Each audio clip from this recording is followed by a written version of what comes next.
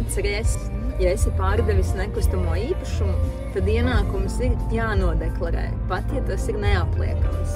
Īsi pastāstīšu, kā deklarēt ienākumu no nekustamā īpašuma pārdošanas. Ieejam EDS sistēmā, autorizējamies, atveram gadu deklarācijas un izvēlamies gadu. Atzīmējam pirmreizējais dokuments un aktivizējam D1, kas mums atbild par ienākumu no pārdošanas, un arī D1 prim parādījuši, kas ir īres ienākumus, kur deklarēt. Ja ir attaisnotie izdevumi, aktivizējiet D4.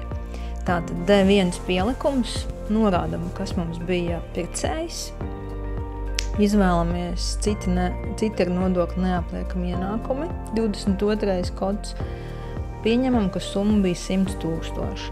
Visa summa neapliekama, norādam visu summu un maksājamais nodoklis 0 redzam. Ievedam savu e-pastu un tālruni saziņai. Par šo arī variet zvanīt, ja kādi jautājumi vai rakstīt. Apliecinam, ka informācija ir pareiza. Parādīšu līdzīgi īres ienākumus deklarē. D1 prim veidlapā norādam īrnieku. Pieņemsim, ka tas atkal ir Riga Real Estate.